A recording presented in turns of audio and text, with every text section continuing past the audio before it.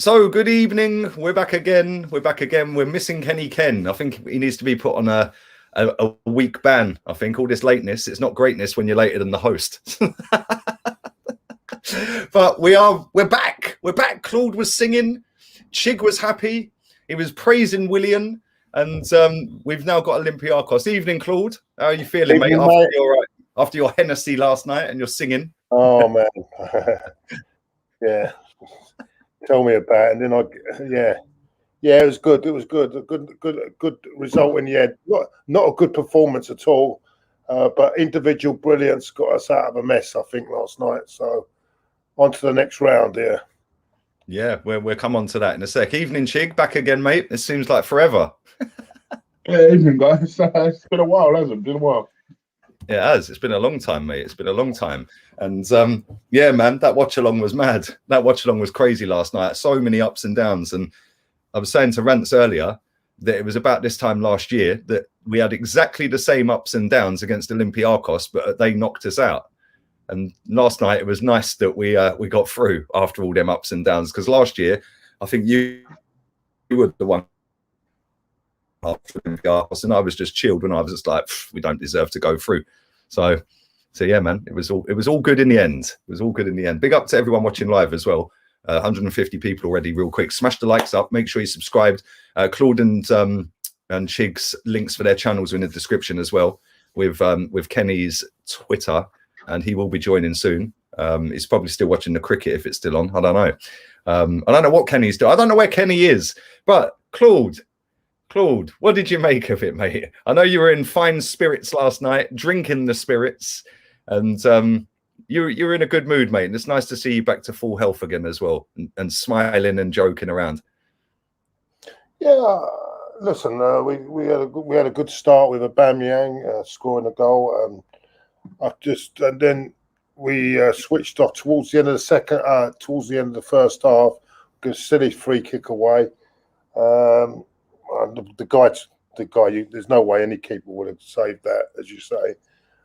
Just went in the top corner, brilliantly taken. Second half, we concede a goal from a corner. We're at the other end with a corner. Ball gets cleared. I don't know what Ceballos was doing, just heading it back. And I'm afraid, I think Leno, I don't know what he's doing, storming out like that. And then he's got caught. And then it was in the back of the net. And then we got the equaliser through Kieran Tierney, an assist from the man I've been very, very critical of. Hang on. Let me just stop you there, yeah. Because me and Chig had some mad debate on his player ratings last night about this assist, yeah? Yeah, I know. I'm not being sarcastic here, mate, a bit. Okay, fair enough. Carry on. I know what you're going to come in. You can't really call it a proper assist. I know what you're going to say, yeah, because there's still a lot of work to be done. Yeah, I know what you mean.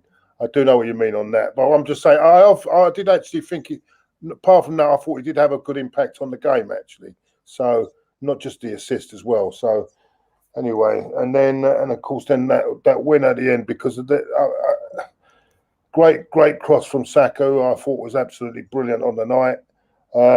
Although I think he's showing signs, just a bit of a fatigue there. I think he should be now given a little bit of a rest, probably for the Leicester game. Leave him out, possibly bringing Martinelli or Pepe back. I think he does need a rest, because I don't want to put him into the ground, and then destroy him for the rest of the season. Yeah, I think in the end it was just individual brilliance that got us out of the game. In the end of the day, they're not a very good side, Benfica. Let's get that straight. They're not a very good side. We shouldn't have been in that position. I thought at the start of the game, I thought we'd win comfortably, but we made our own errors, and we didn't play well on the night. But we'll have to play a lot better, especially against the Greeks in the next round, because the Greek side, Olympiacos, in the next side. I think we're going to have to up our game a bit more. Yeah, I agree, mate. We'll come on to Olympiacos in a little bit. Kenny, you're millimetres away from a ban next week, mate. No, it won't happen again. It's just, when you're working, so when you change it up and close the computer. Yeah, so it won't happen. It won't happen for the foreseeable future. I can promise you that. It's all right. It's all right. I hope you're good, mate. I hope you're good. What are you sipping on? Oh, it's just mango and orange squash. Lovely, lovely. You're not into the old Stella, are you, mate? You don't really drink, do you? I don't like alcohol. I don't like that's why I'm 10.5 stone dripping wet, and you're built like a brick shithouse, mate. Like, because you don't drink alcohol, you don't put that poison in your body, Kenny. You know something, right? You know something, right? It's fun and it's great for your social life, but the next day was hard work for me. That's why I gave up drinking. It was too much. Fair enough. Tell me about it. Tell me about it. Chig, let me come back onto you, mate. We obviously did the watch along for the game, and it was funny because I went for a cigarette and a toilet break, and I see the goal before we see it when I came back up here because I had it on downstairs in real time, and I see the goal, the second goal. We didn't blame Leno for that. I'm still not blaming Leno for that. I think that he done the right thing in coming out to try and give the guy less opportunity to score in terms of running straight into the box and putting it in the bottom corner. He kind of gave him a decision to make. As soon as he stepped foot outside the box, there's nothing he could do. Yeah, but what did you make of the comeback? Because it was epic, wasn't it? And Tierney firing us back in the game real quick, and then obviously Saka sticking one on a plate for Aubameyang. But like Claude said, we didn't play great. But what did you make overall, mate? Yeah, I think like you said, I didn't really blame Leno personally either. I think it was just one of those things whereby Ceballos fucked up. He tried to make it as difficult as possible for the player to finish the goal. Wasn't able to do it. I thought in terms of the game itself and the way it played out, we struggled. And for me, now I've heard it being described as a team fight back. I didn't see that. I saw it as, individual brilliance from Aubameyang, Saka, and Tierney. And I think, like Claude said, I think they're not a particularly good side, and it is worrying that we found ourselves behind to a side that wasn't a good side. If anything, actually, the team that showed the fight was Benfica. Benfica were the ones that decided, all right, fuck this. We're behind on away goals. We're gonna try and do everything possible to get ourselves back into the game, and they damn sure did. I mean, they pushed us all the way. And, at one stage, I think most of us were kind of expecting us to go out. And I know you, Lee, were in the middle of writing Arteta's obituary. I gave up. I can't lie. Yeah, it's not often that I give up, but when they scored that second goal, I gave up. I didn't expect it to come back. I must admit, I almost gave up, and then I realised how much time we had.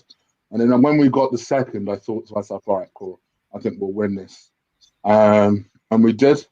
But, I think if we make the same sort of mistake against Olympiacos, the same thing's going to happen like what happened last year. I think people were looking at it as an opportunity of revenge. I'm like, revenge? All right, well, we've got to make sure that we play better. We're not exactly playing well. I don't know what in our form suggests to people that we're going to get revenge on Olympiacos, because if yesterday's anything to go by, it's going to be copy, paste, repeat. Yeah, they've their striker who knocked us out last year, El Arabi.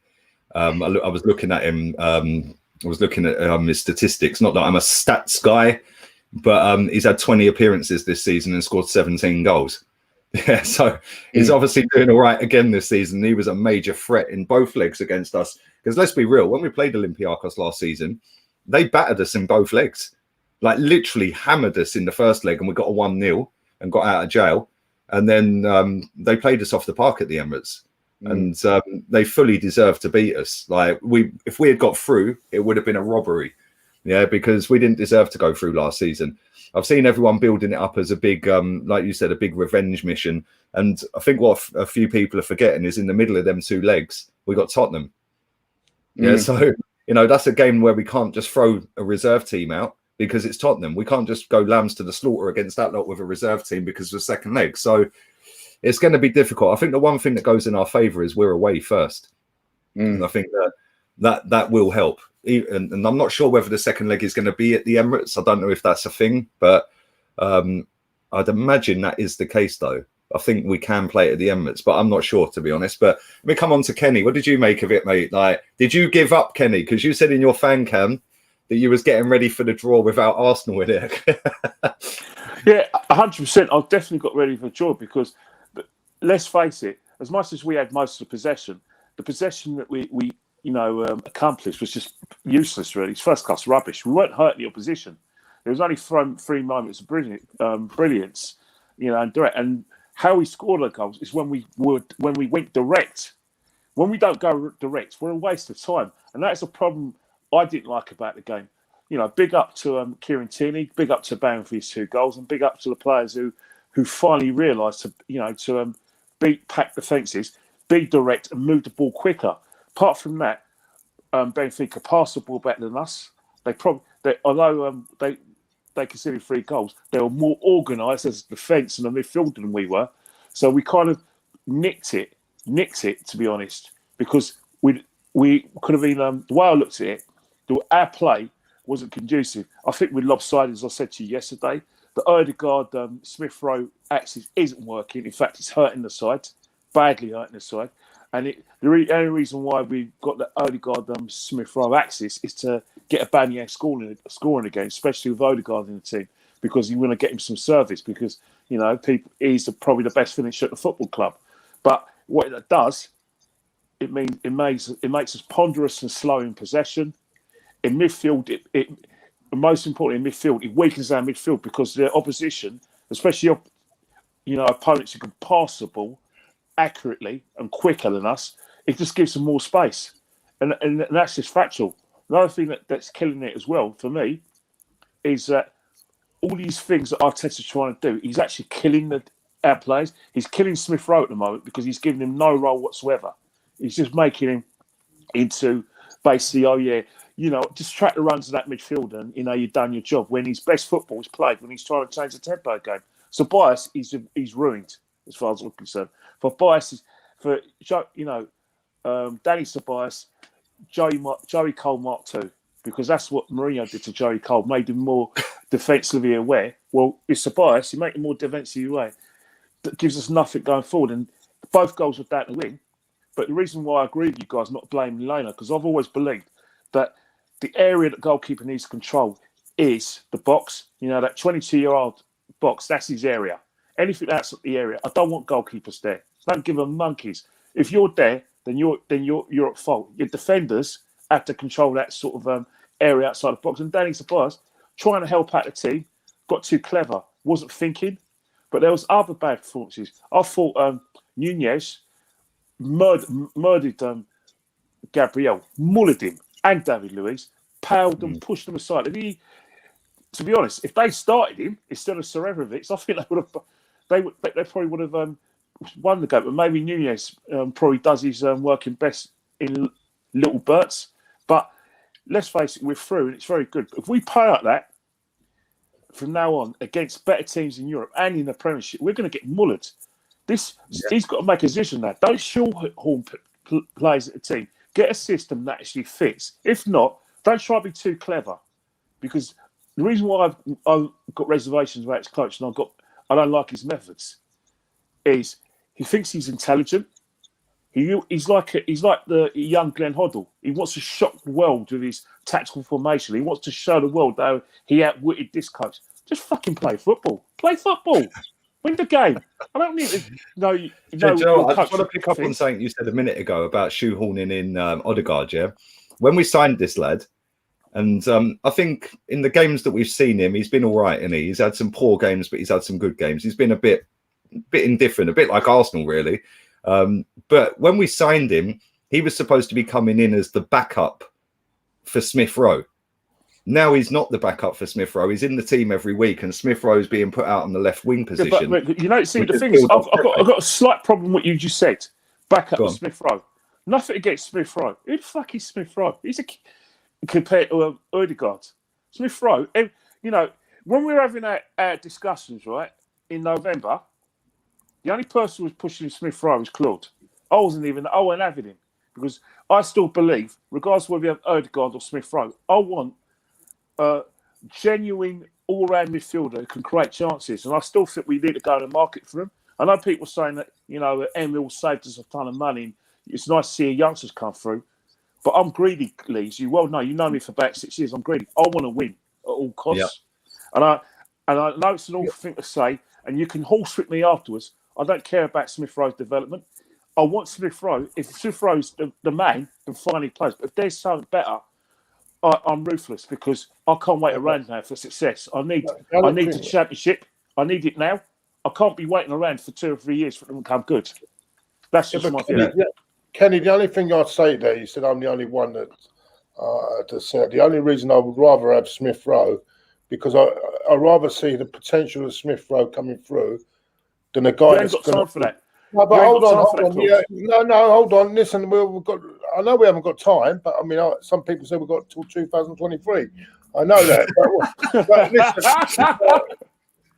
No, but I know what you're saying. I know what you're saying. I'm sorry, Claude. I'm so sorry. The way you said it was just. I'm sorry, mate. No. Listen. What I'm thinking of another angle. I'm looking at Odegaard. Yeah, right. If he develop, even let's say he does really well, he will want to go back to Real Madrid, right? Yeah, agree with you on that. Whereas Smith Rowe is our future as well. What I'm trying to say, and he's more likely to stay with us. And I'd rather see him come good than see a player who take his place that's not going to be with us. Yeah, well, when you rather get... Yeah, all right. You look at the situation, there's a high likelihood that we may not win this competition. And, it's highly unlikely that we're going to get the top 6, let alone top 4. So we're going to have a season like European football. We're still going to be back at step 1, where our development as a football club is nowhere. This 3-year plan, as far as concerned, there's no evidence it's working because this season the results are the evidence. Nothing, no opinions. I think you have to go by realism. I said to you, Lee, yesterday, realism isn't about, Leicester City got more money than us or Leicester City got more players. Realism is your results and how you play and at the end of the season, and that determines whether the personnel in charge or the coach can take us forward, because that's the only evidence you can go by, not a hunch that he's going to be a good manager. But what I'm trying to say in terms of what we need as a football club, I still think that we still need a big name player and an experience, like I said, player who's done it at a certain level in midfield who can create chances. I still think that we have to do that, and that Smith Rowe can learn off him. I can understand, Kenny, but the way the club is moving forward, what we've been told the club wants to do is that they want to either develop their talent that will come through eventually. Mate, I agree with you, but this is where the club's going, mate. Whatever we say, this is what the club want to do. They want to develop the players that we've got, and rather than go out and spend big money on top stars. Yeah, whilst that's great, Claude. Yeah, they're not developing anyone, because the only one that's gone in the team that wasn't already getting game time was Smith Rowe, because Saka was getting games anyway. He was getting games under Emery, got games under Freddie. He got a lot of games. I understand that, but I should put it another way. What they're trying to say is that they're not prepared to go out and pay big money for players. Well, if that's the case, then they should lower their season ticket prices. I get it. What they're trying to do is to build, as I say, for Project 2023. Yeah, that's fine. That's cool. But then don't charge at least £1,000 for a season ticket. Yeah, when you're not getting £1,000 worth of excitement when you go to the games. I totally agree. I totally agree with you, Lee, on that. But with the Odegaard situation, I'm looking at a player that, if he does brilliant and he really sets the world alight, he'll be gone. Because Real Madrid will just say, I think. Yeah, and even if he doesn't do brilliant and he does bang average, he'll be gone anyway, because we won't want to keep him. So the thing is, that's what I'm trying to say. Full time. That's what I'm trying to say. So what happens then if you decide to say, forget Smith Rowe, and then depend on that plan, and that then Smith Rowe goes somewhere else and develops brilliantly, and then we've got a player that doesn't want to be here. That's what I'm trying to say. I think we agree with you, but football sometimes there's because of where we are as a football club, and where all these like processes in terms of like we're going to be, like when Arsene was at the club before, when he first came to the club, we were getting, like players who had a lot of experience. We were getting first pick of the French guys to make us, because like La Ligue in France was similar in terms of the English football in terms of physicality, and we had the immigrant community of France to come to our clubs, so that way they were able to sort of gel with our football pretty quickly. But now and then, after we couldn't have the French mark to ourselves, we went through these young players that are going to be good in 3 or 4 years' time. That's fine if you've got the comfort of the Champions League on a regular basis. Even then, we didn't think it was good enough. But you've got a situation where we're trying to start out, but we're in the zeitgeist, which is the present-day football fan and present-day pressures, means that there's no time in football. Even Arsenal fans, right, are beginning to realise this now, that they've been asleep for about maybe 30 years. Because I always call Arsenal fans like the equivalent of children whose parents have been together from day dot. That they don't, that their marriages, their parents' marriages, survive through to death us do part. So they're not used to things like, one night stands resulting in parenting. They're not used to, well, no, I mean in the figuratively speaking, they're not used to things like, multiple fathers from multiple, fathers for one woman and all that, or just, breakups and new relationships.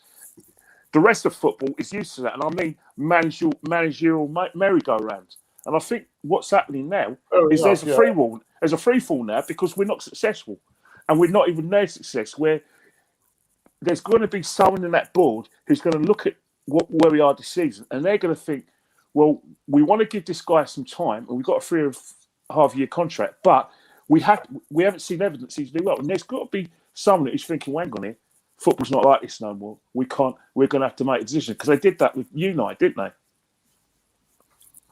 Yeah, I can understand that, Kenny. But I agree with you. I want it. We want it all now. We all want it now, and we want it progress made now.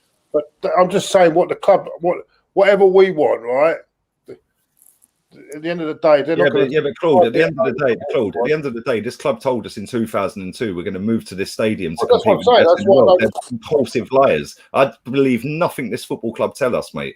Yeah, to the point where everything they say, is a complete load of rubbish. The fact that he said, and I'll come to Chig on this in a second, the fact that he said, the manager, when he got the job, that we should be competing regardless of the squad. Well, we're not, we're 11th. To the point where he also said 8th and the FA Cup is not good enough. Well, he dumped us out of the FA Cup. Fair enough, he won it. Well done to him.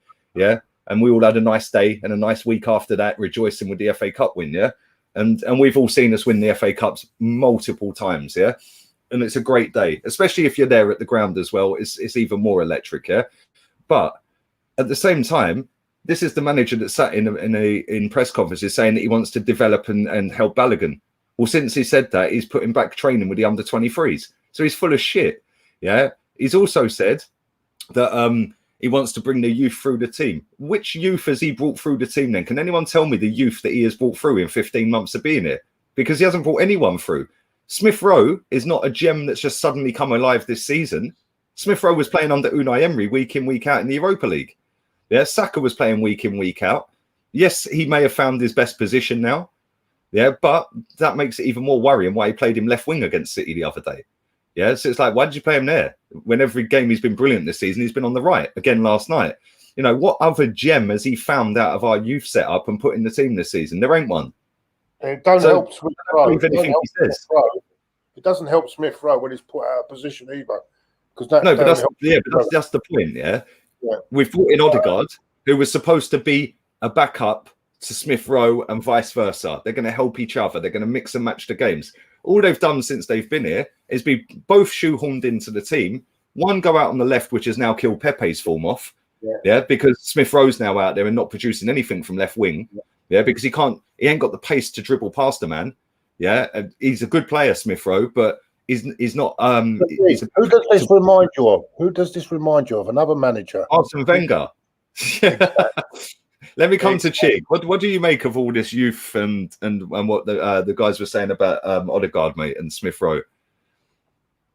Well, I've said it from pretty early that he doesn't seem to know how to use the youngsters to develop them. So almost in the vein of what Kenny Ken is saying, you almost may as well get an established player because, you know, he doesn't seem to know how to kind of bring the players through, and then when he recognizes that they're playing well and in form, and keep playing them in their best position, and you know, encourage them and develop them. Like you say, Balogun is a very good example of what I'm talking about, and Eddie Nketiah, in a different way, is another good example of what I'm talking about. Eddie Nketiah, for whatever reason, I don't know what has happened with him, but now he doesn't even get a sniff in the team. Now, okay, I never rated him from the very get-go, but all of a sudden, you know, you've rejected this bid that's come in for him, with the promise that Eddie's an important part of the team. We're going to play him. But then you don't play him. You don't feature him. So what was the point rejecting it? Again, so what was the point in bringing him back off loan when we could have loaned him? That's the thing. Or another thing, Balogun, like you say, the Balogun one it pisses people off all the time. Like every press conference, he's asked it, and you can see his face. Like, why are you asking me this question? It's like, motherfucker, because you've not been playing him since. It's like, well, earlier in the season, you were featuring him, and everyone was hopeful that you had a plan that, okay, maybe you might be able to convince him.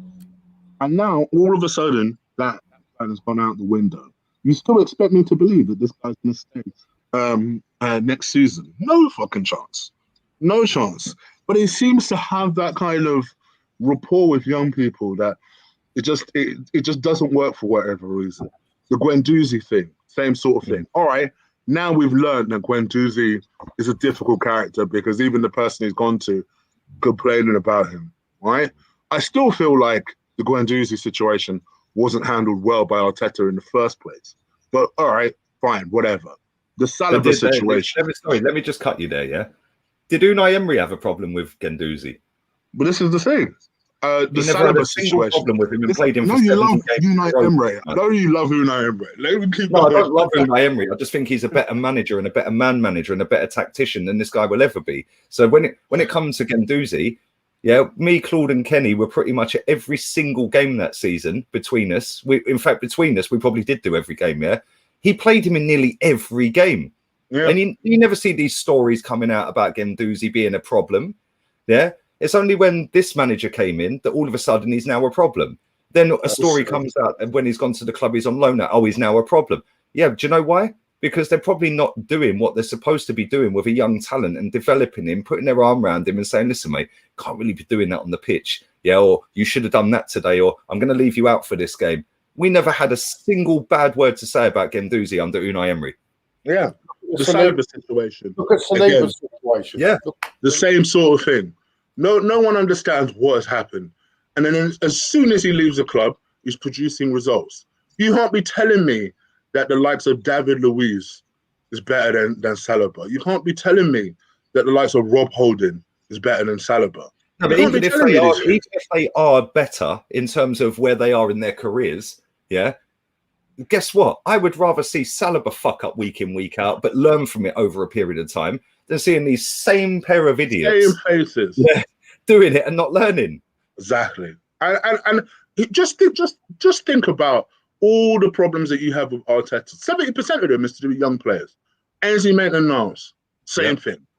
How he's managed his career. Martinelli is another one. Martinelli, this guy was hot shit under the previous manager.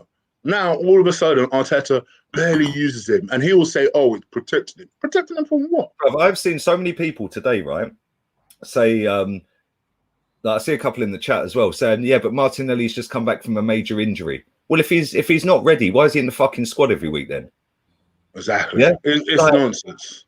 It's nonsense. Thomas Partey's just come back from 4 injuries since he's been here, and he gets shoehorned straight in every time. It's you know what I utter mean? nonsense. It's utter nonsense. His judgment is questionable. Even how he bought Runnison. So let me get this straight, motherfucker. You didn't even watch this guy before you decided to buy him. You bought him on the basis of a championship goalkeeper coach. Bought him, realized he's terrible. Then you keep him at the club. You don't even loan him out. You keep him at the club and then buy another goalkeeper. The decisions he makes are just, but they are also, and I always come back to it, they are decisions of somebody who is inexperienced, but actually now it's more serious than that. Inexperienced and someone who's not learning from their mistakes. My issue with him was always that he was inexperienced. Now it's deeper. Now it's, you're so stubborn and arrogant that you're not learning from your errors. So you're always destined to fail because you're not learning from your mistakes. Instead, you're making the same ones, you're repeating them in the hope that it's going to somehow change the result. It's not going to change the result. Olympiacos will do you again. Yeah. And the thing is as well, like that is one of my biggest issues with this manager is the way that he come in, he said that we should be competing regardless. We rejected a bid for Maitland-Niles from Wolves. He then barely played him ever since. Now he's gone on loan to West Brom. Like, well done, mate. We've rejected a bid for Eddie after taking him back off loan when we could have loaned him to 4 or 5 different championship clubs, and Aston Villa wanted him on loan. And then we barely played him. Well, we did play him for a little while. Now we barely play him at all. We reject 25 million for him. And now he's down to the last year of his contract in the summer. Well, there's 45 million quid we could have had for them two alone, which buys you Houssem Aouar, yeah, or buys you another midfielder.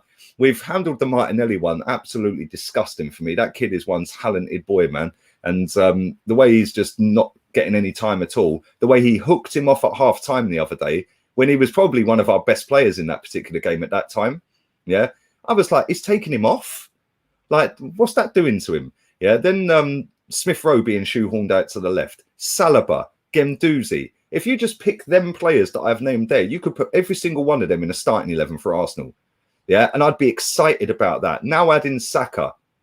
Yeah, now add in Tierney. Now add in Gabriel and Partey. All of a sudden, we got the makings of a half-decent team there. Put Leno in goal, of course. Yeah, and then you've got your Pepes. Reece Nelson, what's happened to him? This was the pet project. This was the next Raheem Sterling. Just think about it. 70%, 80% of the problems with Arteta's young players.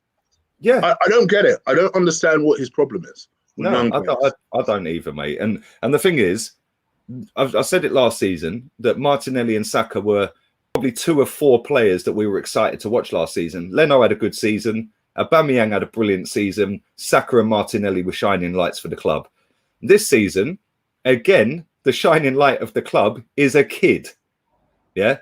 So why are you fucking these other kids up? Because you can see what Saka can do every week.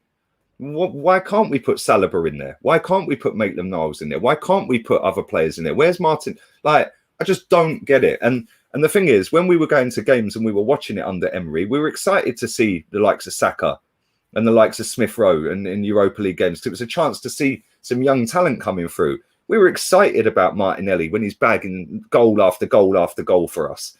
Yeah, and I know he's had an injury, but that didn't stop him not picking him after he got player of the month in January last year.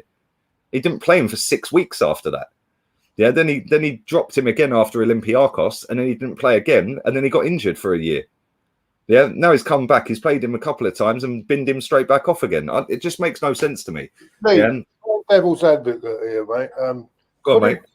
Could it be that the reason he's not playing him so much because of the long injury that he had, and he doesn't want to push him too much because he's just come back from a big long injury for a year? Do you think that? I'll give you a counter to that. I'll give you a counter to that. The goal where Martinelli run the whole length of the pitch at Stamford Bridge when we had 10 men, yeah. Maitland-Niles had played every single week at right back for months under Unai, under Freddie, and under this manager. The minute Hector Bellerin's back in the squad, he went straight into that first 11 at right back for the Chelsea game. Yeah. Yeah. So there's something else to do with it. Like, yeah, he has his favourites and he has his go-to men. I get that. Every manager will, but you've got to look at it. Yeah, but that point could be a reason why as well.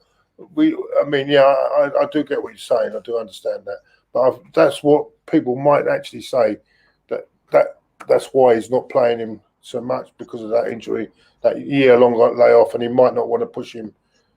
Yeah, Claude, I've seen these same people that have said that about him. Yeah, I've seen these same people, wanting Thomas Partey straight back in the team. Yeah, like Bellerin straight back in the team, Aaron Ramsey back in the team, other players down the years back in the team. The same people. I've seen so many people, and the general consensus right now, I've had it today on Instagram on one of the comments that I had, but this is rife all over socials with our fans, is, don't look at the league position. Don't look at the league position, because he's definitely improving. And then when I sat there last night and compared him to Gerrard, some of the people have said to me today, yeah, but Gerrard took that team from into their worst period, didn't win a trophy for 2 years, and now he's suddenly got it right. It's a 3-year thing, blah, blah, blah. Steven Gerrard's doing it in a shit league, it's fair enough, you still got to do it, and you're up against your biggest fucking rivals in Celtic, who've dominated for a decade, but let's have it right here, Let's just have it right here, This manager, when people are sitting there and saying, don't look at league position, well, these are the same people that were looking at 8th when we sacked Unai. These people were the same people that were looking at 5th and 6th when we sacked Wenger. These were the same people, some of them, that were sitting there saying 4th ain't good enough. So if 4th weren't good enough, and 5th and 6th and 8th ain't good enough, why the fuck is 10th and 11th good enough? Well, Lee, I agree with you, but then when I questioned a journalist earlier the week, they said I was insulting him, so there we go. Wait, listen, at the end of the day, Claude, right, all of us. I was insulting him because I asked a perfectly good question, and I was told I was insulting, and I said it because I'm jealous. Why would I be jealous? Listen, at the end of the day, right, we've all got an opinion on our football club. The same as every football fan has. We have all seen Arsenal win multiple trophies, titles, cups, European Cup. Not the big one, but still a trophy in Europe. We've all seen that. We all remember Alan Smith scoring that goal. We all remember the league and FA Cup double. The cup double. We all remember the Invincibles. We all remember this 98, the 02, the 89, the 91. You guys remember even further back to 70s. Do you know what I'm saying? You've seen more than I have, but I've still grown up and seen us win fucking shitloads. Now add in all the finals that we've lost. Naeem from the halfway line. Do you know what I'm saying? That's one of them that will never leave my brain. We've lost the Champions League final. We lost the Michael Owen Cup final. There's been other finals along the way. We've lost to Chelsea in finals. I've seen us compete for top honours my whole fucking life, supporting this football club pretty much until maybe the last decade. But still, I class the FA Cup as a major honour. Because I grew up on that. So why the fuck am I going to sit here and go, 10th and 11th's all right, because it's a process? No, compete. Yes, we won the FA Cup. Well done. We're not winning it this year. You know why? Because you're just a fan and you're not qualified journalist, so you haven't got a right to have an opinion, Lee. The one thing I'll tell you about that, we're only fans. We're not entitled to an opinion because we have to listen to people that have studied journalism and have gone through the. Let me tell you something, right?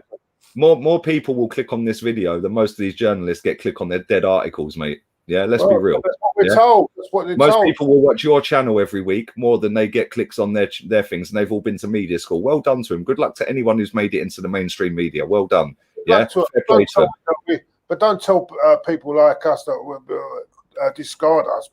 No, but listen, we're all fans. Some of us have got different hidden agendas. Some of us can't say what we truly think because it'll ruin the perks. I.e., you're not allowed back in a Zoom meeting to interview the manager. We all know the crack. We all know that some of the ex-players are not going to say it as it is because it'll ruin their pre-season tour with the club. We know that some of the people that sit in Sky Sports and BT Sports studios representing Arsenal Football Club, i.e. Martin Keown last night, is not really going to come out with his true opinions. Although he has done it before about Mesut Ozil. Give him his due. He did have a go last night. He did have a go. But they will not consistently get on them because they still want to keep some kind of foot in the door. Yeah, because listen, the only ones who come out and actually say it as it is are Jens Lehmann and Manu Petit. That's it. Yeah. Because they're not trying to get a job at the club. Well, one more person, though. Go on, Kenny. Alan Smith is another one who says it is, because you notice that Arsenal fans, the Arsenal establishment, slag off Alan Smith and Paul Merson, because they're not Arsenal enough. But Alan Smith is actually used to be part of the Arsenal's think tank, where he had access to the Arsenal dressing room. After the Battle of Old Trafford in 2003, where he gave his true opinion about the behaviour, the Arsenal dressing room and the manager at the time, or a certain man from Alsace Lorraine, cut off contact with Alan Smith. So that there are consequences for these players and these journalists to do it, because at the end of the day, this is their career. For a lot of football, the thing about it is that whether we like it or not, the next best thing to being a coach after you retire is punditry, and pundits, have to wear their colours to the mast. Actually, Cole, well, he's not going to support Arsenal because he's Chelsea now, but so he can say what he wants. But certain people who do represent Arsenal have to be careful. Like Alex Scott is ultimately, she's not an Arsenal fan, she's a club man or club person. You know what I mean? And I think that's a lot of, or how do we say it in workman speak, a company woman, a company person. And a lot of these people are companies people. And I think that's a problem. But in terms of like what you said, Claude, about fans and journalists, one of the reasons why I've got a problem with that view is that journalists have always said we are the mouthpiece of the fans. So if you're the mouthpiece of the fans, then you should have a problem with those fans having an opinion. And exactly. Because these people are questioning the football club, a club that you are saying that you're questioning on their behalf. What they actually say, you're putting it another way. They're actually saying that they are the messenger from the club to the fans. Well, yeah, but they say that they're asking the questions that fans want to ask, which we now know is not the case. Which they don't, by the way. Yeah. Have you seen them ask what we really want in a press room? I do a press conference reaction every single game, as everyone in this chat and you guys know. Yeah, there's literally 5 questions about the game. Yeah, the rest is just all PR jargon crap. Yeah, and as you know, we all know that they get briefed before they're allowed to do that Zoom call with him by the Arsenal media spokesperson. And they'll say, right, no questions about this, no questions about that. What? And then the journalists will say, well, what would you like to get out of today then? Yeah, what is it you want to get out today? So then they say, well, maybe we could ask about this, this, and this, and I'll brief Mikel and blah, blah, blah, blah, blah. So then what you notice is a narrative comes out about a certain topic, whatever it may be. At the moment, it's online social media abuse. Yeah, that's the hot topic at the moment. Yeah, that started 2 weeks ago with Arsenal and Man United, because Ollie and Mikel were both briefed on that, and the club were briefed on it, and so were the journos, and that was peddled out 2 weeks ago. Yeah, whilst I agree it's a great topic, it shouldn't have anything to do with a football match pre-match press conference. Yeah, have a separate thing for that. Yeah, because we're not listening to that to hear about Granit Xhaka and his online abuse. I want to hear what Granit Xhaka is thinking about the game. Yeah. Whilst he's in a big position of millions of followers and he can actively try and say something and get his voice out, I think that's great. But I'm not tuning into a press conference to hear that. I'm tuning in to hear what Arteta thinks about the football match coming up, not about what his thoughts are on Pep signing a new contract. Yeah. Do you know what I'm saying? It's like, but this is the thing. If they don't toe the line, they will not get their exclusive interview in the summer like David Ornstein will with Josh Kroenke. Yeah. Right. Do you know what I'm saying? Let me get this right. They won't get fed a little bit of info about Thomas Partey signing for us before anyone else knew about it. They won't get that. Hold on, Lee. Was he actually when he said about, and this is I want to get this right, if he means about people giving his family abuse, not being supporters, then I agree. Yeah, that's what he said. It was about people threatening his family and kids and that. A supporter that criticises his performance. No, he said that's fine. He said that's fine. Oh, he said you can criticise me and my performances, but you don't criticise when you bring my family and my kids into it. He goes, I'd love to sit down and look them people in the eye and see what they've got to say about it. Yeah, which I make him right on. Listen, you cross the line when you do that. say to Mr. Xhaka, right? We will be here when he's long gone, mate. Right? Because I don't like this phrase. It's my club. It's my club. It's your club while you're there under working conditions and working contract. It's our club over from when we start going through the turnstiles at a young age until we finally pop our clogs, mate. So don't come to me and start saying it's my club. My club. It's all our club, and it's more our club than the players that play for it. 100%. Like I want to bring Chig back in as well because he's been sitting waiting patiently. But the thing is, this whole my club thing, you see it on socials as well. You're not welcome at our club or my club. Yeah, it's not your club. You're not a fan. Who are these people to dictate who is and isn't a fan of the football club? Like, I genuinely don't get it, if I'm honest, because like just because you've been going since the 60s or 70s, whatever it may be, doesn't make you a better fan than somebody who's born in the 90s that goes every week or doesn't go every week, or somebody that lives in Canada or America that can't go but has been watching it and gets up at 4 a.m. to watch the game. It doesn't make anyone. No one's bigger and better, and you can all support your team in your own way. Some people that say that us are negative. We're negative. All you do is bash the club down.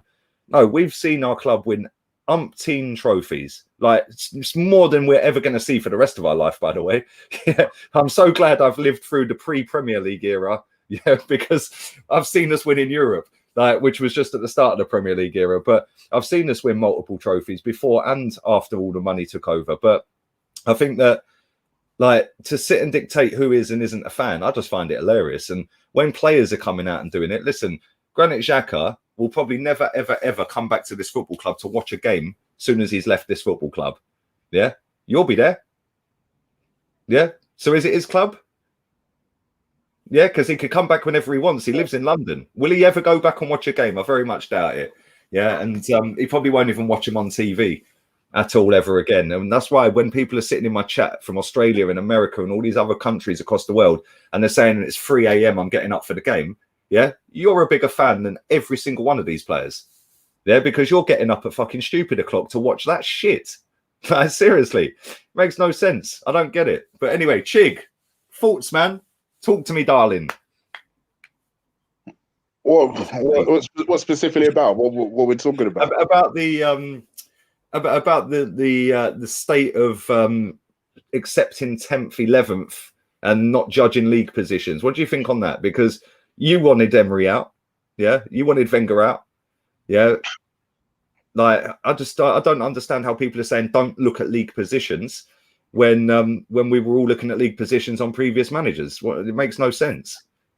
I just don't understand. I don't even understand the comment that you made when you said that somebody said, "Oh, don't look at league positions or any actual facts because you can see that Arteta has improved the team." No, I don't see that. I see that we've lost more games than we've ever before. I see that maybe on the odd occasion somebody tallies it up and we've noticed that, we're the second best defensive side in the league. Great, we are still 11th. You don't get a prize for that. You don't even get a money reward for that. We're still 11th. So I don't know what you're talking about. And I just think it's this refusal to accept that maybe the person that you build was going to be something special ain't that special. And I think it is almost like a FOMO thing where I think people feel like, well, if we get rid of him now before he turns special and he becomes special, then it's going to be like we gave it away. But I think it goes back to almost the argument that Kenny Ken made, which is I'd rather something instant. I'm all I've been told for years that Julian Nagelsmann is like the be all and end all. But my whole thing with him has been, you know what? I'd love to see him get some experience with various different clubs, see what he's about, and then if he is still the shit, then yeah, I would love him at Arsenal. But I think it's all about going out there and proving yourself. We're not an experiment for people's careers here. And that's what I'm so disappointed that Arsenal have turned this into a circus where they've turned us into an experiment. So, and also it's just giving people license to make excuses now. You know, you have people that are accepted 11th and making excuses for him. People that are almost bracing themselves for being knocked out of the Champions League, so they can start doing the whole, oh, can you believe that some people are calling for him to be sacked? No, I can't. You like the league, not Champions League. If only. Sorry, Europa League. No, I'm not. No, I can't. He's not. Not only is he failing, he's so below where his objective is. Just looking at him from a work perspective, I mean, if I was doing a performance review on him, he'd be underachieving. He'd be completely underachieving. And to start making excuses for someone who's underachieving, I'm sorry. I'm just not prepared to do that. If that makes me immature or I don't know, what would like some of these pompous idiots start saying? Oh, but this is the thing, Chick, yeah? And I want to get your thoughts on this as well, Chick. Yeah, right. This is the thing. The peddling of marketing of this manager since day one has been based off of hearsay of other managers. Yeah, it's been based off of Pep, Arsene, Poch. Yeah, they've all said he's going to be amazing. He's going to be great. Why? How? Like, we heard Pep in his press conference the other day saying that Arsenal were doing a fantastic job with Arteta and he's building a solid team that can challenge for a title. You're full of shit, bruv, because you were in walk mode. Yeah, you were literally taking the piss out of us the other day. Yeah. So, like, why? What is he, an agent? Is he been put in here to obliterate the club? I don't know. Yeah, but I think that the whole reason that this has been put out there as trust the process is because they're all in it together, mate. The journalists and the club. Yeah, they're not going to get their fucking interview with Josh this summer if they don't toe the line. Yeah, sure. And that for them is massive because it's an exclusive interview that only they have with the top boy at this football club. Yeah. Hey, look, can I just chip in for 2 seconds? On, you know when you're talking about you guys are talking about the reputation of Arteta and how people mention about what a really great coach he was. Jose has mentioned it as well, that he's going to be a fantastic coach, and I think a lot of people have said that in the game. I don't see many British coaches saying that, but I do notice that the Iberian people from the Iberian Peninsula seem to be saying it. It's quite a lot. But Glenn Hoddle is a fantastic coach. He's got a fantastic mind. Yeah. And in terms of how players should play and developments. But Glenn Hoddle's results makes him unemployable because when he has been given a chance, Chelsea, he went to Chelsea when they were 13th, and when he got the England job, they were 13th. He went to Spurs, and no, that's a fact. That's not. No, it's true. I'm a massive fan of Glenn Hoddle, and I think Glenn Hoddle's a fantastic coach. I like how he talks about the game. I like the fact that about how how he likes to get tactics that shock the world, just a bit like our manager. But in terms of his results, he went to his beloved Tottenham. It didn't work out because, it was, maybe Spurs did need a 3 or 4 year plan. But in terms of the success rate and the patience, it's not there. And that's what my problem with Arteta. It's not personal against Mikel. It's the fact that we're in a results business and his results are not selling me. I don't care about, his formations and how he tries to develop players. Because I know that when I see a good coach, I know a coach. I can tell within seconds whether a coach knows about the game and blah blah. And Mikel knows the game, but Mikel, despite the fact that he knows a bit about the game, he's got better players, and he's trying to change positions, and the players love working him. It's not working on the pitch. It just isn't working. And that's the thing. It's not even just about the instantness of the change. It's more about the fact that there doesn't seem to be progress. One could even make, if you wanted to sit there to me, right? I've said this on the show before. Wanted to sit there to me and say to me, all right, Arteta finished 8th last season, and we're on course to finish 5th or 6th this season, right? I still wouldn't be happy. But at least the argument makes logical sense. That you know, you can see that there is progress. It looks like we're on course to finish a little bit better. Maybe we conceded less goals. We scored more goals. Certain players improved under him. Let's see what he does the following season, right? And you can absolutely sell me on that logic. How you can sell somebody on the logic that where on a basis where a team, let's face it, is set to finish lower than they did the first season, which was excuse-filled, by the way, where they were like, oh, well, this was Emre's fault anyway. This was Emre's fault anyway. You're finishing lower, right? You're conceding. You've lost more games. You've lost more games than you did the previous season, and then you want to sit here and start telling me that I'm being unreasonable because I am not. I want better for my side. It's some nonsense. No, Chig, you're absolutely down on the head. But let's hold this manager to his own words, not the words of me, Kenny, you, or Claude, or anyone else that wants us to go and win titles. Let's hold him to his own words. Yeah, this team should be competing for the title, no matter what the squad is, no matter what squad it is. His words. Yeah, his words. That was his words on his first ever press conference. His words after the FA Cup win. Great that we've won the FA Cup, but 8th in the FA Cup ain't good enough. We should be challenging. We're 11th. We're out of everything, and we're in the last 16 of Europe. Well, he said the other day in his press conference before the game last night, he said Arsenal's target is to win the Europa League. He said our target. Well, he never said Europa League. He said Arsenal's target. Our target is to win every competition we enter. Well, you ain't won the league. You ain't going to win the FA Cup this season. You ain't going to win the League Cup.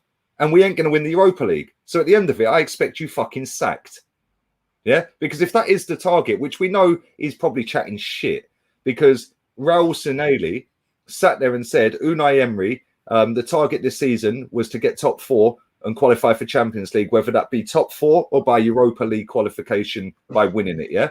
We did neither, and we never sacked him until fucking 13 games later. Yeah, so we know the club lie.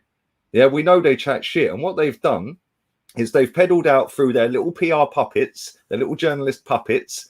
They've peddled it out to fucking hundreds and thousands of Arsenal fans online that it takes time. You can't demand instant success. It's a process. We've got to change the culture of the club. No, we ain't got to change fuck all, mate, apart from the manager and a handful of the players. Funny enough, the handful of players that need to go are the ones he's begged to stay. Yeah, it's just mind-blowing, bro. Like, he's obviously got something about him. Yeah, you don't get a job as a coach for Pep Guardiola if you are shit. Yeah, but you could be a good coach. Don't mean you're a good fucking manager, mate. Yeah, and you could be a good too. Steve McLaren, by all intents and purposes, was supposed to be a good coach. We saw what management was like for him. You know, yeah, it's not for everybody. It's not for everybody. And that's the thing, Chig, right? You could be a great player. You doesn't mean you're going to be a good manager. He weren't a great player. He was an average player. Yeah, but don't mean that because you were an average player, you can't be a great manager. Look at Jose. Look at Bobby Robson. Yeah, you know, there's many names down the years that have. Nuno Espirito Santo weren't a great fucking footballer. Yeah, but he's turned out to be a decent manager. So it works both ways, but at the same time, like he's obviously trying to do stuff that Pep did when he worked with Pep, like inverted fucking fullbacks. Like, come on, mate. Yeah, seriously, what's that all about? Yeah, play the players in their right positions and get them to run up and down the fucking line and cross the ball. It ain't hard. Yeah, it really ain't. Yeah, look at Liverpool. They won the league last season, spamming crosses into the box with Trent and Robertson. You then get your runners from midfield, you get your fucking wingers running in, yeah, and you get your striker on the end of it. It's not difficult. You get your 3 in midfield, and they do all the donkey work for you. Instead, Arsenal fans have been sucked into this fetish of, oh, we have to play sexy, attractive football. We have to have an attacking number 10, and everyone has to look good, and we have to be great on the ball. No, I want a hard-working bunch of wankers in that team. The likes of fucking Luis Suarez type, that type of player I want in my team. Absolute bastard. Yeah, Diego Costa type. Yeah, bastard. Tierney. I don't know if you've seen the clip that's doing the rounds. Some player dived that he went to go for the ball with him, and he dived a bit like, and Tierney's looked at him and gone, "Yeah, you fucking diving wee cunt, eh?"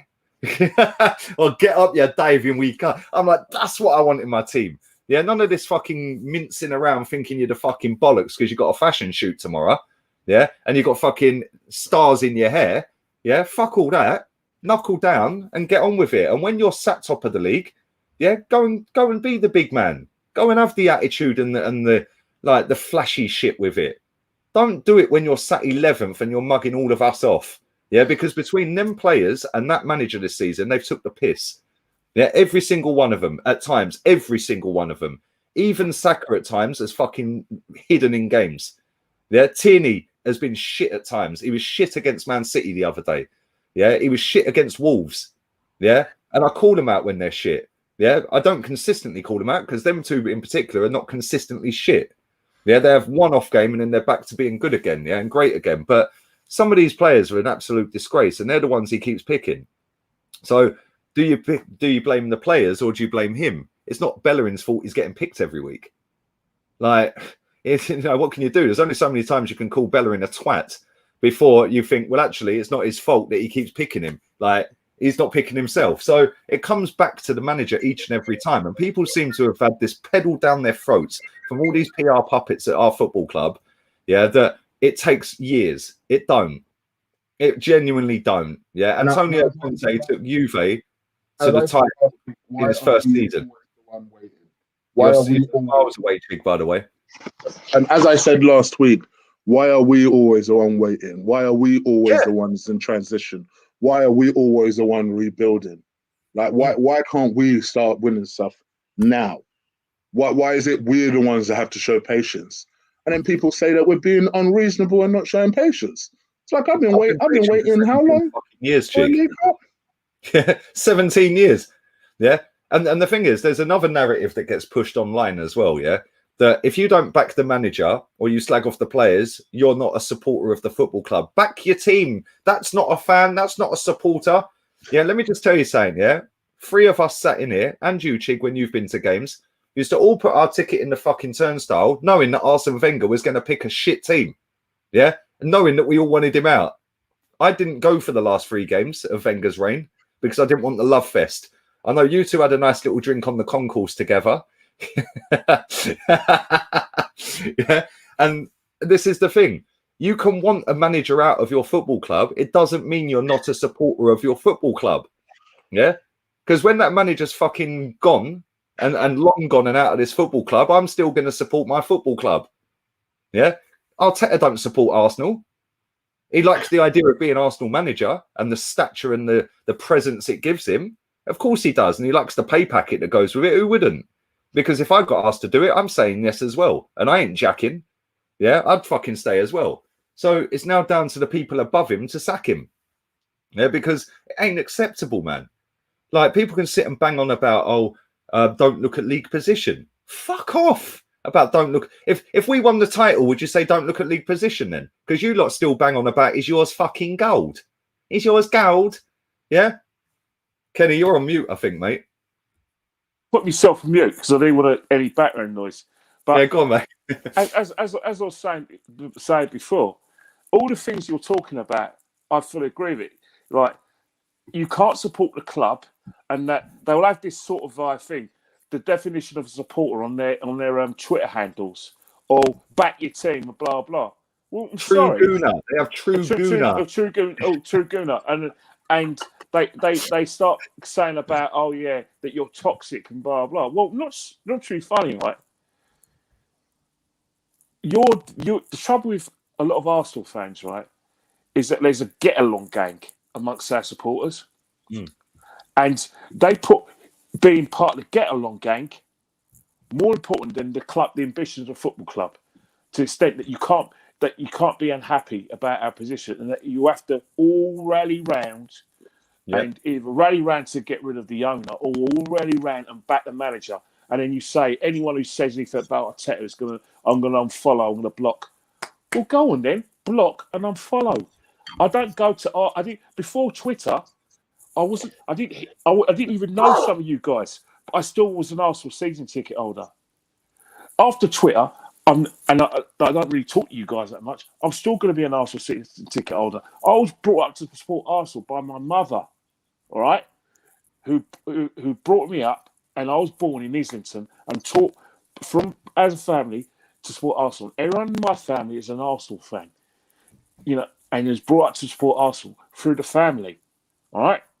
And I go to games with them sometimes. Well, not anymore because I'm the only one that's seen it, but I went through them. So I didn't become an Arsenal fan because of you guys.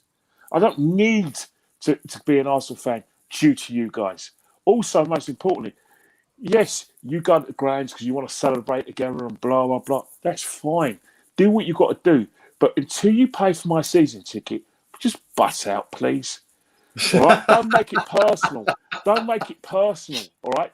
I don't. Maybe the Arsenal family are all chip in for you, Kenny, and buy your season ticket next season. The thing about it is, I don't see the relevance. Every time you go on Twitter, you go, oh, you'll come out with some satirical garbage. Oh, wouldn't it be nice to have a podcast where people disagreed for once in a while, or have little shows about how you're fed up with certain people. Well, let's face it, man. Let's face it. That's, if you want to go down that road, that's fine. But you can't get angry when these people throw it back at you. Another thing as well, what these get along gang people are doing is that they're introducing a lot of our diaspora from other countries into the football club, and they're trying to divide them all. I.e., say someone who say the young woman who cried on TV because she saw Arsenal for the first time in the flesh, and then she got a ticket, right, to come to the club, right? Beautiful story, right? Well, I've noticed the Get Along gang have got hold of her to extent, oh yeah, you stay with us, blah blah, which means people like us are pariahs, but we all support Arsenal. So they've already come, being successful. Kenny, you're spot on in what you're saying, right? And this comes back to the social media abuse thing, yeah? So that's been peddled out there. Firstly, number one, it's bang out of order what some of the stuff Granit Xhaka's had said to him, yeah? And Mustafi. The difference is Mustafi hasn't come out and said a fucking word about it, albeit he's not at the club anymore. But Mustafi just got on with it, yeah? We're all different. We're all wired up different and stuff like that. Some people can take it. Some people can't. For me personally, you've seen the shit I get. I see the shit Claude gets, yeah? And I've seen the shit Chig's had. You don't necessarily get it so much, but I've seen stuff that you've had over the years as well, Kenny, yeah? Right, but this is the thing, right? This comes back to that. Because the way this has been peddled out there by the football club 2 weeks ago, and I said, why are they asking about social media abuse on a press conference for a game, yeah? It's because now anybody who goes again, and they asked Mikel Arteta a couple of weeks ago as he had social media abuse, yeah? Right? It comes back to now, anybody who goes against Mikel Arteta and doesn't want him at the football club is now seen as one of the abusers, yeah? So that's how it's now been peddled, right? So anyone who has oh, fuck him, he's out. Like somebody said to me yesterday, yeah, no, it wasn't yesterday. It was a tweet that I quote tweeted. Yeah, I'm not going to say the guy's name, but you know who I'm talking about, Claude, because you quote tweeted him as well. Yeah, a different account out there. Yeah, and it said, "Is Tapas Pulis calling him Tapas Pulis? Is that racist?" Okay, cool. So the song that we sing, Danny Ceballos, he drinks Estrella, he eats paella. The boy is fucking magic. What, is that not racist then? Because he eats paella? What? Because he's Spanish? Is that not racist then? What, he drinks Estrella because he's Spanish, yeah? Why don't he drink San Miguel then? It's hypocritical. It's all hypocritical. What? So because I put Tapas and Arteta as Pulis in the same thing, that's apparently seen as racism. But saying that Ceballos, who's also a Spanish national, eats paella and drinks Estrella, and that's not racist apparently. Well, it's the same fucking shit. And that's because what Kenny's just said, they get along gang, chat absolute bollocks. It's hypocritical, Lee, because I was on the train once to Crystal Palace, and the same people who are on Twitter going on about racist and everything else were singing the Why song. Yeah, so they're hypocrites. Oh yeah, they all sing that. Yeah, they all sing that. All sing that. Yeah, all sing that. And that's the thing. It's just everything about this club stinks. Literally everything. The owner don't give a fuck. Yeah, his son was telling us all to be excited. Well, am I excited sitting 11th? No. Yeah, we've got Vinay who ain't got a clue what he's fucking doing, right? We've then got Edu who's in a job and he's never done it before. We've got a manager in a job he's never done it before. We've killed off all of our youth. We're out of every competition. We're hanging on by a thread in this competition last night. We've got fucking a fan base that are just gut feeling merchants. Oh, well, I've got a gut feeling he'll come good. No, you want him to come good because you kind of see something about this guy that reminds you of Arsene. That's all it is. It's fucking lying to yourselves. Yes. You think this could be Arsene's fucking, like, Arsene Wenger II. I remember when we signed him and everyone was saying, oh, he's bringing fucking Wenger ball back to the carpet. No, he ain't, because he never fucking played Wenger ball under Wenger. Yeah, yeah, just because he sat next to Pep, the same Pep they were calling Fraudiola, by the way. Yeah, but now we got his number 2. It's now the greatest thing since sliced bread. Absolutely stinks, this football club. And you know what? I'm so glad that being on social media over the years, I've met people like you lot. Yeah, and I've started this channel because, do you know what? It's mad because I thought that I was the only one that wanted fucking Wenger out. We all thought we were in a club of one. Like when Mikel was originally got the job. Claude phoned me and said, "Look, I'm hearing rumours that Mikel's got a job." I was feeling flat. I said, "Really?" Because when he went for the job the year before, and then Emery got it, I thought, "Oh, phew, we're not giving it to an ex-player." And someone without experience. So I didn't want him to have the job in the first place. And people said, well, why aren't you going to get behind him? I went, well, it's a bit hypocritical to get behind a manager that I don't think is going to be successful, and I want the best for the club. But saying that, I kept my mouth shut and all that, because I thought I was the only person who had reservations. And when the results weren't to my liking, especially this season, again, I thought I was the only one who felt, well, hang on, this isn't working, that we need to accelerate this process. And I think you do feel that when there's a majority of people who are behind something, and you inadvertently feel that, well, hang on here, either you're going to go it 2 ways. You're going to say, right, I'm going to keep my mouth shut because I don't want the abuse, or I'm going to say something and I'm willing to take all comers on, which we've all done. But in saying that, you know, whether people think we're out of order or not, the only evidence we're gauging is the results and where we think the club's going to go in the future when this guy's in charge. It's not personal. Surely it's about Arsenal winning. I want Arsenal to win. And you say you want Arsenal to win. Fine, you're doing it your way and you've done good. But let's just face it, right? We're in different parts of the destinations, right? You guys want to go to New York by boat. We want to go to New York by 747. Because you know what I mean? And there's nothing wrong with it. But there's nothing wrong with that. But I want this the thing to be accelerated, because I know and I feel that we've got the right boss, an experienced man who knows how to get players up for the game, knows how to manage better players, knows how to win football matches that players are going to listen to. We'll get better results. And I think that regardless of that, a better coach can get us up the table and get us challenging next 100%. season. I genuinely believe that. Kenny, I want to bring Chig back in as well, yeah? Right?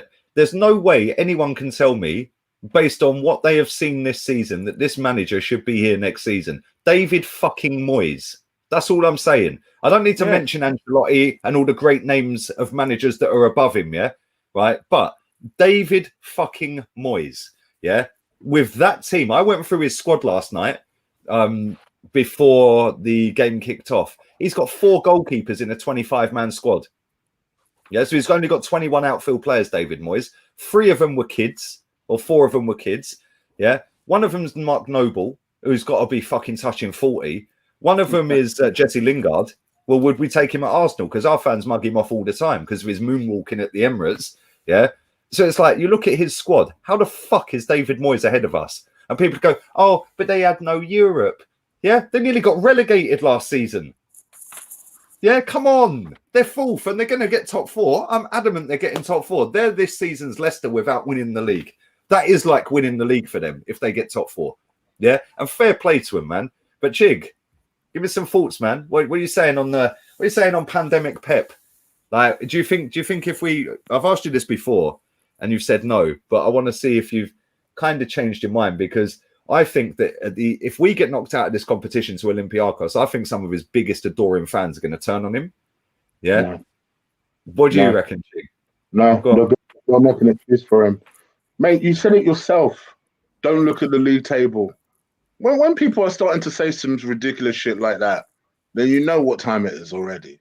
And I think the most that you might get is that people will start accepting that perhaps it's the final roll of the dice for Arteta will be next season. But people won't call for his head because the people who are adamant. I mean, for me, if you want him to go, you already want him to go. And there's not much that Arteta can do between now and the end of the season, realistically, that's going to change your mind. Same thing, vice versa. If you decided that, you know what, I'm going to suck at the teat of this idea that he's going to be this great manager and he's going to turn into Pep 2.0, just you wait and see. Then you believe that regardless until you start seeing that, until the results don't start showing. People believe that, you know, when people start saying things like, "Oh, we'll show patience and wait," they usually give a three-year window. Next year will be his 2.5 year to 3 year window. So that would be, I think, where people would then start to accept. But I honestly believe, and I still think Olympiacos will do us next round. I think once that happens, I think people will make excuses. And you already know the people that will come out that will tell you that, 11th doesn't matter. And that people who judge people by the league position is being ridiculous. It's the most, honestly, but it's the most ridiculous. This is not the R word I was used, by the way. Ridiculous thing I've ever heard in my life. So what? You mean the way other teams are judged in a season? It's not fair to judge. Shut up, mate. I don't know what you're talking about.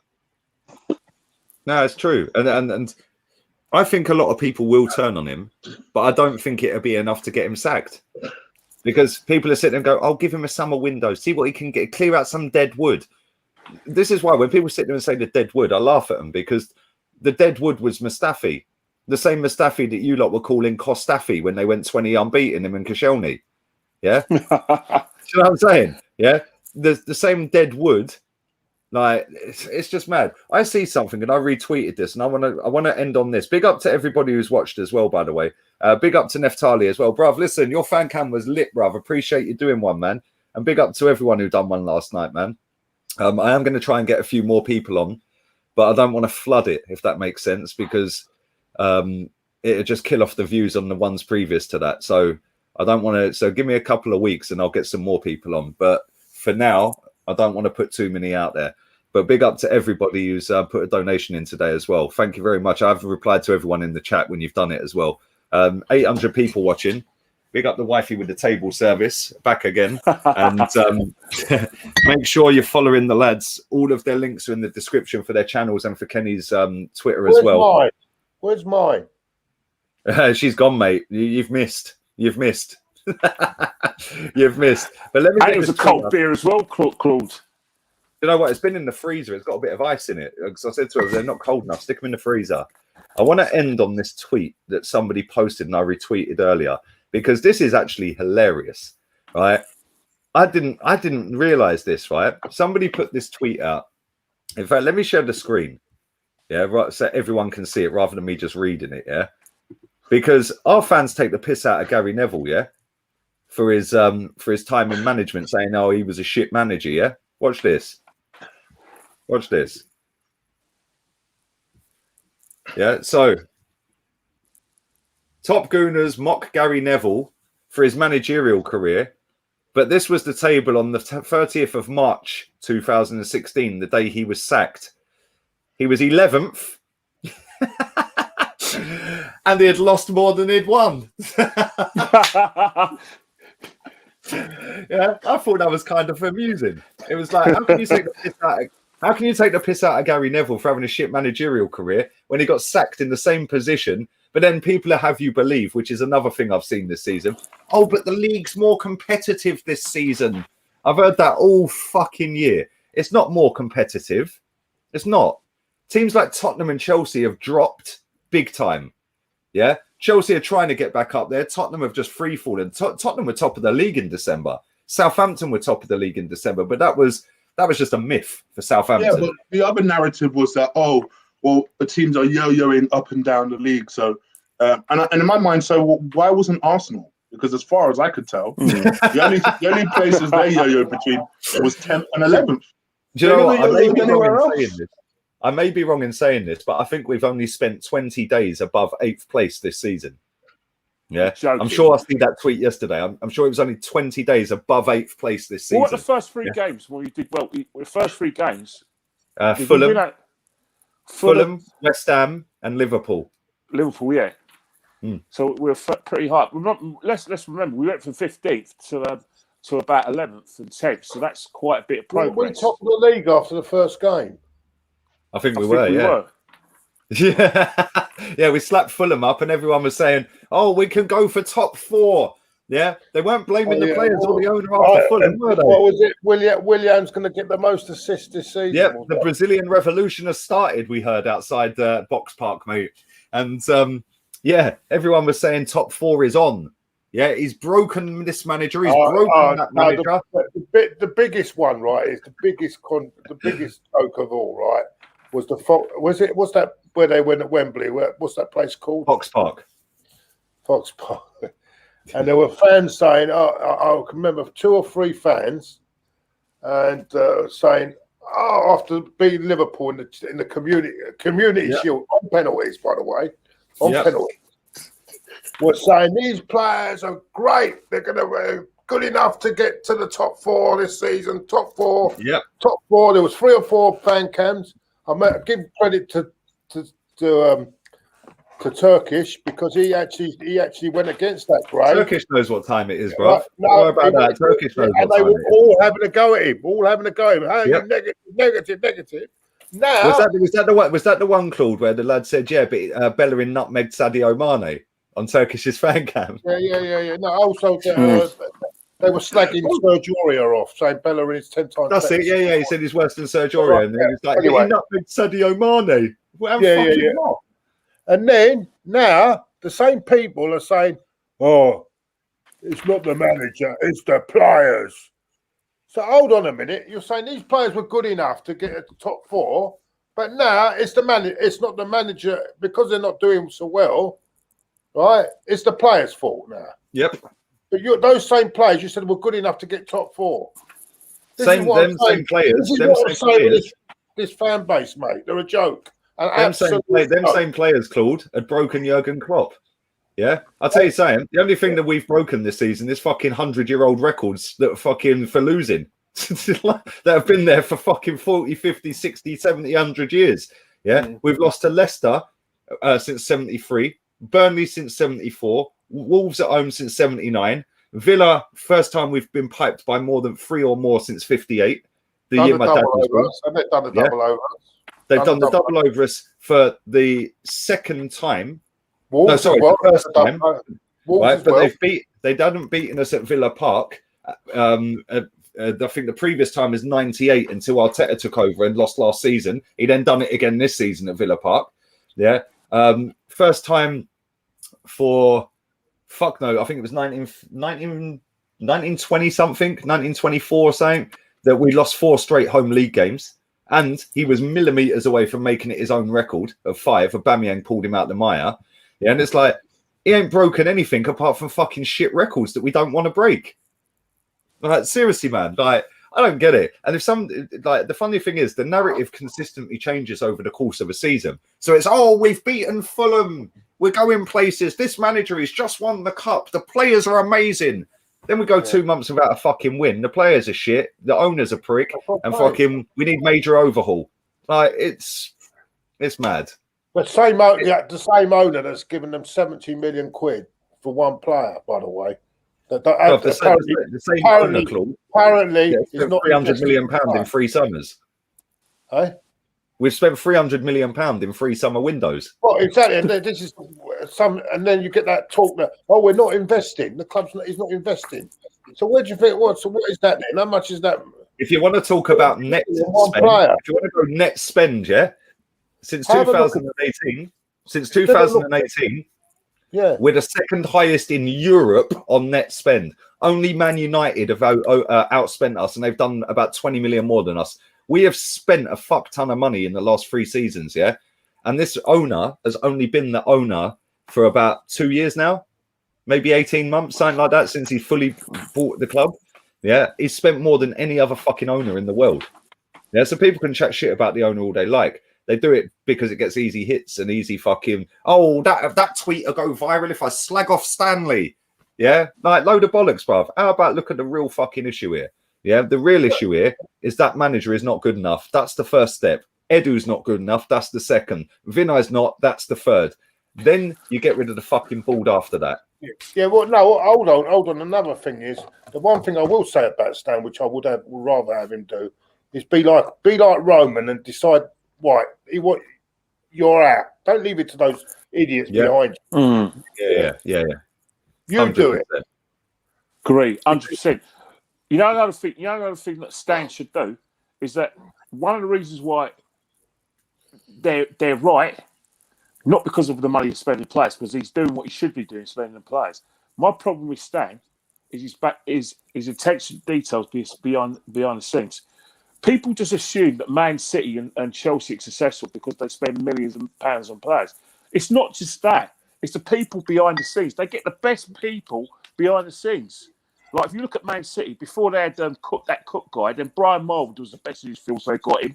And then they managed to get the guy from what's his name, Catalonia, like Turagrusian, and then they've got other big players, big people, and then Chelsea they had people like Buck, they had before they had other people. Now they've got Granskaya, who's good at what she does in terms of like stuff behind the scenes. They've got Petr Cech, who knows his football. He's got Chelsea in his blood. So they've got top people behind the scenes.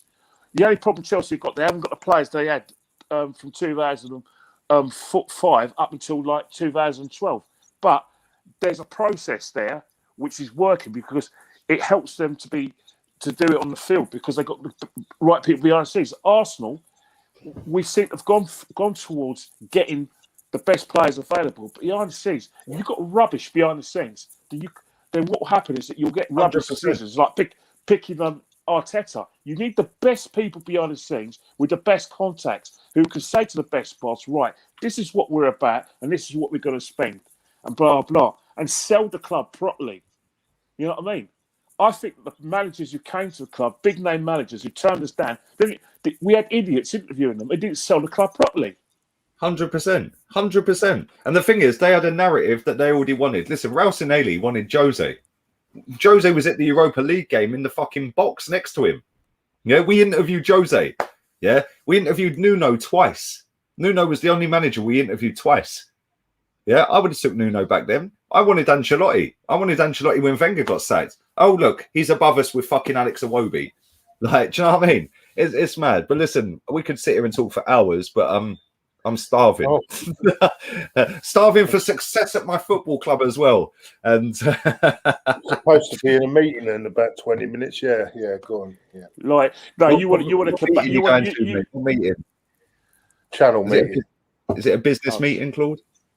No, channel meeting, just normal channel meeting. Okay, fair enough. But no, Claude, thanks for coming on, man. Appreciate it. Love, bruv. Everyone's been loving you in the chat. Big up to everyone who has smashed the like up as well. Kenny, always a pleasure, man. And always a pleasure. And I just want to say, sorry, my wife and my mum have asked me, why don't you wear your Arsenal tops during when you do these podcasts? You've outgrown them, Kenny. You're getting bigger every stream. I always say to them, well, you know what? I love my club, but there's something that's making me so upset about the club that I don't want to wear my colours. Maybe I want to save them until when we get back to the ground, but the way the club's being run is upsetting me. You know what I mean? It's upsetting me. And I'm thinking, you know what? Let me wear black as it's just like to show my grief about how the club is at the moment. It's funny because Claude's wearing black as well. Chig's screen's black. Okay.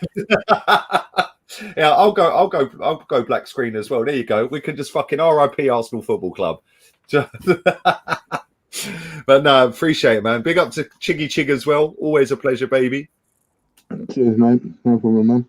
What are your plans for this evening? You got any streams going on, Chig? Very possibly. I'm not sure yet. Very possibly. I need to talk to Will, but very possibly. Yeah. No, cool. Claude, what about you? Have you got any streams tonight? No, not tonight. I'm hopefully having Kenny on tomorrow. If he's available. Yes. Don't ask me what I'm doing. I'm probably going to... Let's see what I'm going to do. What program I'm going to watch? Well, Death in Paradise is finished, so that's... I don't like EastEnders. And the boxing's on tomorrow. Maybe I can watch the thing I taped about the Kennedys. I watched the stuff about the Kennedys.